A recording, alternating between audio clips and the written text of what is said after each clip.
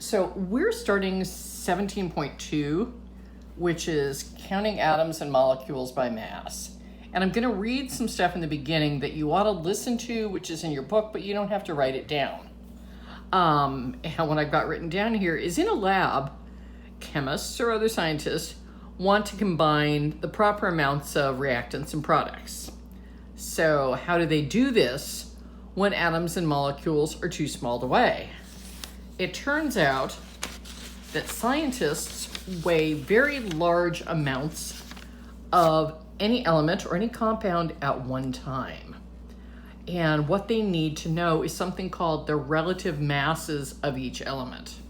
Okay, so you guys need to be aware of the fact that we're going to be looking at large amounts of things, and we're going to be looking at the periodic table to find something called the relative mass. And you will find the relative mass for each element listed there. The reason we're using this is because equal masses of elements don't have the same number of atoms. Okay, if I had 10 grams of carbon, I would not have the same number of atoms in it as if I had 10 grams of gold. I would have far fewer atoms of gold in 10 grams than I would in carbon. So let's take a look at a more practical example. Okay, this is straight out of the textbook. One thing you might be aware of, you should be writing this part down. 1 kilogram is 2.2 pounds. Your book uses kilograms because, well, it's a science book and it's written by physicists, and physicists think in kilograms. But if you don't know how big a kilogram is, this is going to make no sense to you. So it's a little over 2 pounds. And the text example just talks about a kilogram of ping pong balls has many more balls than a kilogram of golf balls. And the question the textbook asks is why? Okay, so why is a kilogram of ping pong balls going to have so many more balls in it than a kilogram of golf balls? Well, think about it. Ping pong balls are really light. They're hollow. They're plastic. They're full of air. Golf balls are full of, I don't know, some sort of rubber compound, and they're solid.